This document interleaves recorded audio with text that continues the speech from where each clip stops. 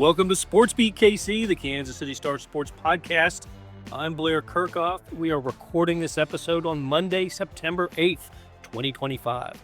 Coming up on the show, we break down the Chiefs' opening game, a loss to the Los Angeles Chargers. The Chiefs traveled more than 5,000 miles to take it on the chin. After that, I'll have some thoughts on college football and soccer. Let's get started with the Chiefs. We are here today with beat writer Pete Sweeney. Hey, Pete. Hello. And the columnists who made the journey to South America, Vahe, Gregorian, and Sam McDowell. Hello, guys. Hi, Blair. Hey, Blair. Let's get started. So with this question, can you get jet lag if you're traveling in somewhat of the same time zone? I've gotten it going to Asia and back, but how about if you're just going to South America? Turns out that it's not unique to time zone demands. I will say this, it was a long trip each way, probably 20 some hours door to door each way. But now it's about 24 hours since we got back, and I had a good night of sleep. I don't feel that laggy feeling. I just feel, a little drained. But it's not really how you draw it up. Just like the Chiefs game plan seemingly wasn't. It was not how they drew it up, for sure. First loss to the Chargers in 7 games, and first international loss, right?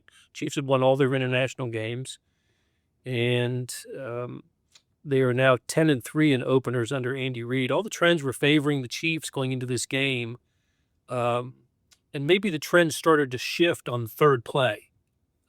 That was not good, what happened on snap number 3 of the season. What's the latest on the injury to Xavier Worthy?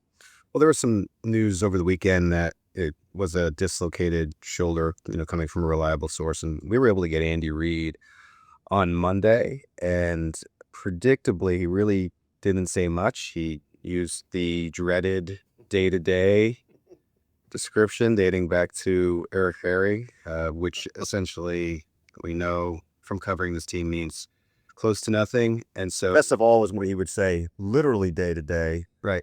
And really it wasn't. No, and I think the feeling, and I guess I can throw to Sam here, I think the feeling we're getting is that this is certainly not an injury that is going to allow him to play on Sunday against the Eagles. And I think you wonder about month to month, even though, of course they did say day to day.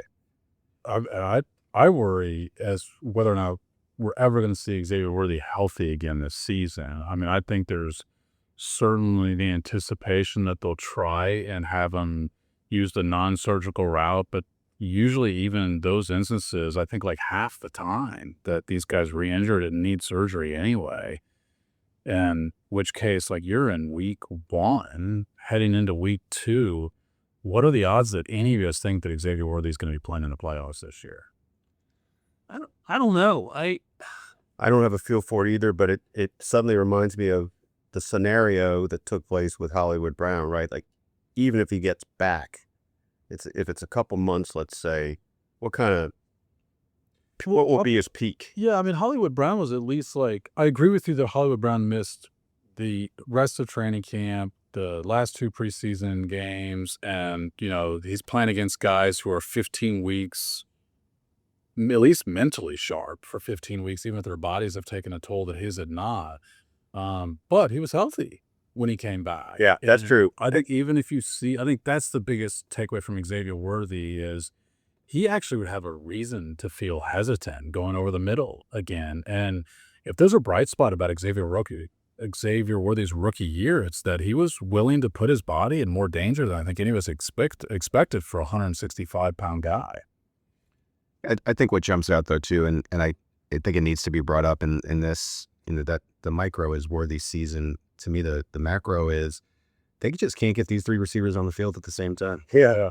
You had Hollywood Brown and Worthy healthy for this game. You said, okay, I think we were asking, do we think Hollywood Brown's going to make it to week 7 when Rashee Rice comes back? And it ended up being the opposite, where now Worthy gets hurt. Brown presumably is okay. 16 targets in this game by default, really. Ends up catching 10 for 99. And yeah, I think we've seen one preseason snap from, what would be the quote unquote big 3. Rice, Worthy, and Brown, and it's just becoming more and more likely that we never see them on the field together ever, right? Because this is a 1-year deal for Hollywood. You don't know if he's retained. We'll see what Rice looks like when he comes back, and when he does come back, is Worthy even on the field? Yeah, wow. It's amazing and it's a shame. It Yeah. really is. And of course, Rice is out for the first 6 weeks because of the suspension. I mean, he'll be back. We know he'll be back, but But doesn't it show you how, I mean, you can think sort of like you're building to a strength, and it just doesn't take much to, obviously we knew that this loomed over Rashee Rice being suspended and that would affect the dynamics, but all it takes is one guy to go down, and now you're in, I don't know what you'd call this mode, but it's certainly somewhere between makeshift and undesirable. so big negative for the Chiefs early in the game. A lot of other negatives throughout the game that didn't necessarily, result from the Worthy industry. I was quite alarmed at the play of the defense. And I went back and looked. 100%, yeah. Yeah, there were only 2 new starters this year, right?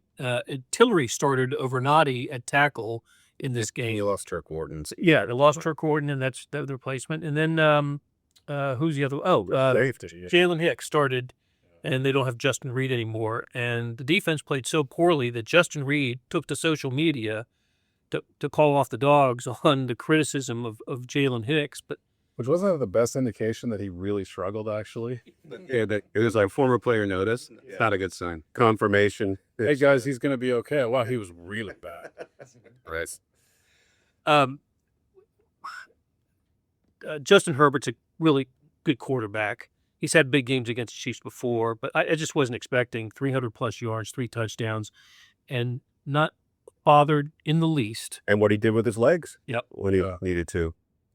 Yeah, go ahead, Sam. Sorry. Well, I was going to say, I think that is, of all the developments in the game, that's the one that's actually most worrisome for the Chiefs' future, because the Chargers had 17 games of 20 games, really, when you include the playoffs, of film of the Chiefs to evaluate their entire scheme defensively, to know their personnel, what's going to come back, and say, what's the best way to attack this team?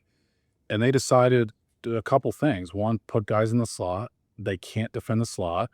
And try and isolate, and this is related, try and isolate the Chiefs' safeties and linebackers. Don't worry about their cornerbacks. And Trent McDuffie and even Jalen Watson, their cornerback too. And they just killed Shamari Connor and Nick Bolton the whole game. And Jaden Hicks.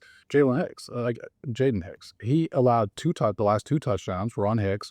One of them doesn't seem like it, the second to last one, because he's so far away at the line of scrimmage that he gets confused by the play. Connor was the nearest defender, and I've gone back and watched all the plays.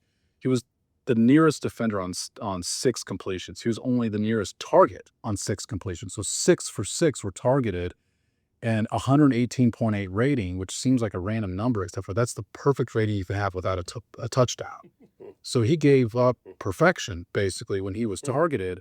And there's one play in particular, and I'm leading a column on this tomorrow, where Herbert sees the defense, tells Lad McConkey to come in motion. He stops in the slot, 3rd down and 7 play, just targets him against Shamari Connor. And so I really think after this game, because this is what the Chargers' evaluation was after the season, I think after this game in their own season, the Chiefs, they need to move Trent McDuffie back to the slot, because this is where the Chiefs are going to be targeted all the time. And I mentioned this, the vagueness of this, but specifics of this is the Chiefs led the 2nd most passing yards in the slot last year. And this was not a bad, like, they struggled at times. They were, I think, like 15th in the league against the pass, a little above average. They were terrible against the slot, most first downs in the league. And so this is a spot where I think other teams are, that's why I said, I think it overarching what could be the most concerning moving forward. I think that's how other teams are going to attack him too. What we've talked about so far were the 2 pillars of the loss. To me, the offense, once they lost Worthy, was out of sort from play 3 really to the 3rd quarter. And by the time they figured it out, it almost was they were playing too much catch up. And then just going back to your point, Sam, and you were there, so of course Blair and I have the broadcast view, so you're seeing the whole field. I mean, these receivers for LA were open by steps and 3 or 4 steps. It wasn't these one-on-one balls where the pass catchers were going up and making a play. And I was just concerned about the whole pass defense, which was a little surprising to me because, dating back to the Seahawks game, I think some of us were like, is this run defense good enough here? And they brought in Omarion Hampton and they felt good about their line. And he had some modest success, but they bobbled up the run. But the pass defense was just so poor. And that, to me, losing Worthy followed by just terrible coverage is exactly why the Mahomes magic that we saw some of those plays wasn't enough. Well, the separation was not like part of your imagination. I mean, that was also something like when you go back and look at Shamari Connor's year last year when they decided they drafted him as a safety in the 4th round. That's right. And they played him as a slot corner last year. And he had the 10th highest, he led the 10th most separation in the league on targeted passes. Now, if you're covering a guy, usually you're not going to get the pass coming your way. But rating last year against Shamari Khan, when he was the nearest defender, was 104. Like, this is a consistent thing. And I'm surprised that last year's offseason evaluation did not inform them that Shamari Khan was a better safety than he is a cornerback. And I thought when they had signed Christian Fulton that was the purpose of signing him, was because they agreed. They needed to get better at slot cornerback, and the best way to do that was to get better at outside cornerback and push Trent McDuffie inside. And maybe that still is the long-term goal, but we didn't see much Christian Fulton, just like in training camp. We didn't see much Christian Fulton. There's probably a carryover there. But Andy Reid on the call today basically said, well, it's not just his physical condition. He's still working on the football aspect too. Based on what you just explained and what you've seen, does it not seem like that's the direction? Maybe this is exactly what you're saying. That's the direction they've got to start trying to cultivate. Well, that's what I'm saying. Yeah. it They've got to push McDuffie inside, which was something we talked. Trent McDuffie shared that with us without us asking about it in the offseason. Like, he said that he thought he was going to play more slot corner. It was part of his exit interview. It was basically. And instead, he played 11 snaps in the slot out of 65. And that number is directly in line with what we saw from him last year, where he's rarely playing inside as opposed to 2 years ago. I think Trent McDuffie is the best slot cornerback in football. I think he's a very good outside cornerback, but I think he's the best slot corner. Like, why not lock down?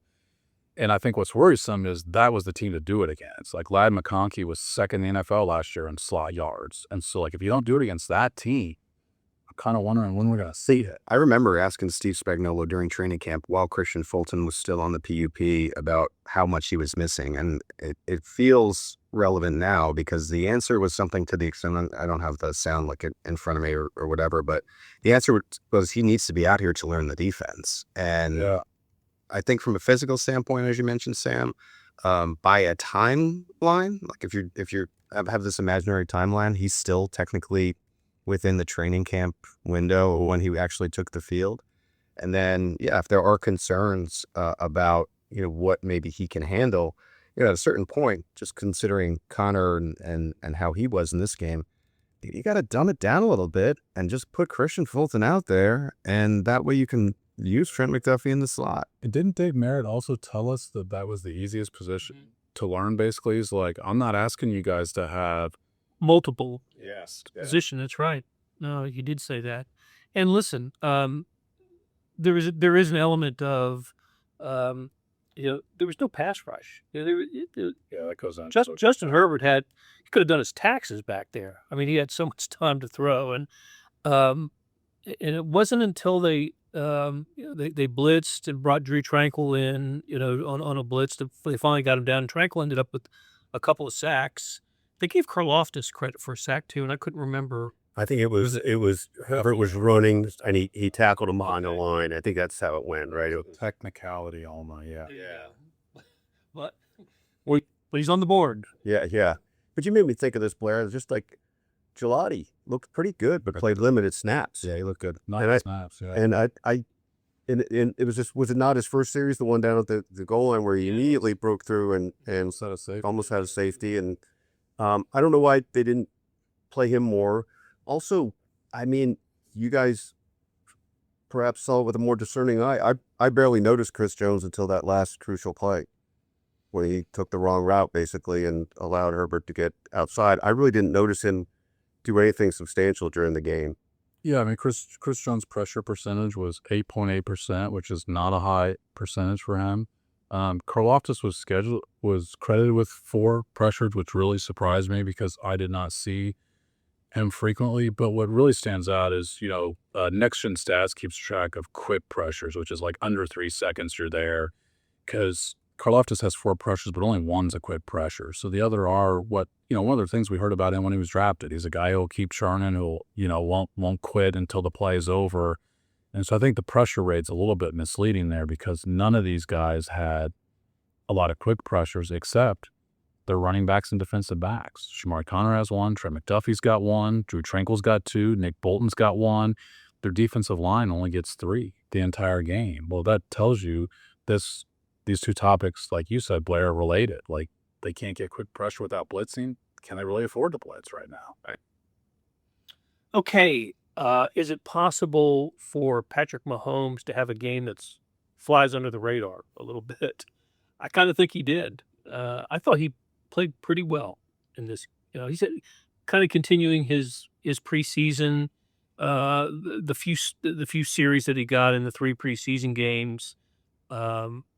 He, like the rest of the offense, was unraveled a little bit by the injury to Xavier Worthy, and that didn't help that Hollywood Brown dropped the ball. It would have been a first down. Down 10 right there. Yep. On the money. But the Chiefs ended up scoring on their final 5 possessions, and Mahomes made a couple of highlight reel plays that'll be maybe on his top 10. He took it over like an NBA player. I think I tweeted that out, and I think there's only a couple players in the NFL that can do that. Josh Allen, Lamar, they went after each other on Sunday. A handful of others, maybe Jalen Hurts, Jaden Daniels, if you want to say that. But he took over and was doing it with his legs. He made another one of these horizontal passes that you shouldn't be able to make. And I think, going back to the defense a little bit related to this, I think that's why you saw Andy Reid's angry face and Drew Tranquil lose his mind, because I think they were a play away from another one of these signature Mahomes moments. They weren't down by 7. They were down by 6. So the Chiefs get the ball back with 2 minutes and no timeouts.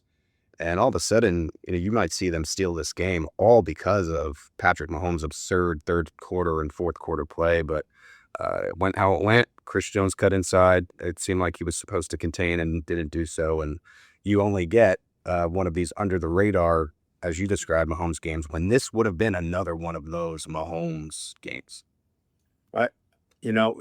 For some reason, he was off kilter in the first half a little bit. And I think, I don't remember what happened on that 3rd down play where Kelsey and Worthy collided, but it wasn't complete, right? Did he get the ball away? It was just. Well, it tended to. Yeah, he did. It was supposed to go to Worthy. It was on the. So you get that, and you get a Hollywood Brown drop, and suddenly he's 2 out of his first 7 instead of 4 out of his first 7. They failed on their first 7 3rd down conversions.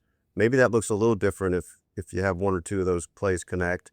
So it looked like he was off kilter, but then, and Sam really dug into this. I mean, he just imposed his will on the game, or as Pete put it, like an NBA guy taking over. And a lot of that really was on the seeking out contact on that 15-yard run.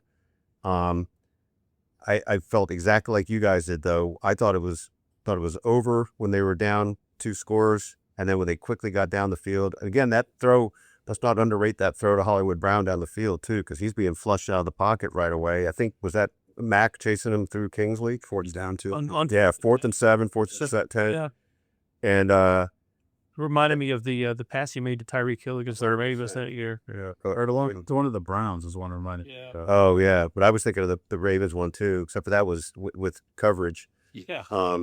But at that point, when Bucker makes that, you're thinking, how many times have we shaken our heads in the press box and thought, I don't know how, but the chances are they're going to pull this out. They had to like their chances when it came to that third and 13 for the Chargers. Also on offense, I thought the new left side of the line held up pretty well. Josh Simmons and Kingsley Suamataia, except where was the push in the running game? Isaiah Pacheco and Kareem Hunt really never got their motors running, and then you had to throw a bunch in the second half to keep up with the Chargers. I was a little disappointed in. We're supposed to see better push in the running game from the offensive line. We didn't see it. I think the Chiefs abandoned the run, and it looked like, I think because they threw the ball deep 3 times in the game, that people will say that there was a more concerted effort, but those deep passes did not actually replace the behind the line of scrimmage throws and, the 3 and 4 yard quick outs. They just replaced the intermediate game, which is not really revitalizing the offense. I thought the offense looked quite similar to a lot of the games we saw a year ago, which wasn't good enough. But to excuse them a little bit, the game plan had to change when Xavier Worthy was out, because he is without a doubt the best receiver they had available going in to that game. And so I don't know that we should be thinking we're going to see what we saw from the Chiefs offense based on that game. But what we saw from the Chiefs, which they did score the final 5 drive, that's an oddity about the way their offense played, because I don't know who outside of Patrick Mahomes should have walked away from that game offensively and thought they played pretty well. But 10 carries from the running backs just not enough, really, for any team. And I think in these games where the Chiefs offense sputters, they always get away from the run. I mean, it is a consistent thing where, you go take a look down at the score sheet and, it's in the single digits or, just over 10. And I think when they're their best, it's a mix of run and pass. And yeah, they abandoned it for sure. I think in the first quarter, when you lose your best pass catcher, as you were describing, Sam, things have to change, and you could tell that it just wasn't working. Made the right adjustments in the second half to at least give themselves a chance. But again, yeah, you need to see a little bit more of giving an opportunity for it. And make your pick. It doesn't matter to me, Isaiah Pacheco or Kareem Hunt. One of them to get in a rhythm and ride that player. Because it's not like the passing game was rolling. I mean, the first 17 Patrick Mahomes pass attempts had 57 yards. And a lot of those are 0. And, 2nd and 10 has become a lot different for this team than it used to be. Okay, so a year ago when Rashee Rice was lost for the season with his knee injury against the Chargers, the Chief went out and got DeAndre Hopkins. Is there a similar move this year for the Chiefs with Worthy potentially out for an extended period? I think there is. Rashee Rice in week 7. Okay, not before that. I don't think it would make any sense at all. I don't think you know what you have until Rashee Rice comes back. And Rashee Rice is a better wide receiver than you had on the roster at any point last year. And let's face it, these offensive moves that they've made mid-year have not really worked out for them in a meaningful way. I mean, DeAndre Hopkins had 3 catches in the playoffs in 4 games. 3 games. He had a better catch last night than he ever had for the Chiefs. But again, that was just his one catch of the game, because I think he was probably covered most of the game, like we saw him cover a lot in Kansas City. So I don't think it makes a ton of sense, to be honest. I think one of the problems we run into, though, is the timeline. I mean, it is September 8th, much like Major League Baseball teams want to know if they, for lack of a better term, stink or don't stink. And, even after a dud like Miami had against the Indianapolis Colts, they may be going in and say this was one game. Now you get 3, 4, 5 weeks from now and a team is 0-5, 1-4. Maybe you see that. Like when they made the Hopkins move, it was pretty clear Tennessee wasn't going anywhere last year. And so I just think it's just tough to make a move this soon and see a team give up on themselves this soon. Here's the trick, though, a little bit. It's a little bit of the schedule matter here. And I don't know that this should or shouldn't change how they look at this, but between playing host to the Eagles this week, playing the Ravens here 2 weeks later, playing the Lions here 2 weeks after that, without a little jolt on the offense, you have to wonder if they could get in a bit of a hole schedule. This is pretty front-loaded. I mean, those are three of the teams you'd expect to have a chance at the Super Bowl. And we're talking about a Chiefs team that right now is looking up at 3 other teams in the AFC West. It's the last part of that epic. Exactly. All right, great conversation as always with Chiefs beat writer Pete Sweeney and columnists Vahe Gregorian and Sam McDowell. We're going to take a break, and when we come back, I'll have some final thoughts on college football and soccer.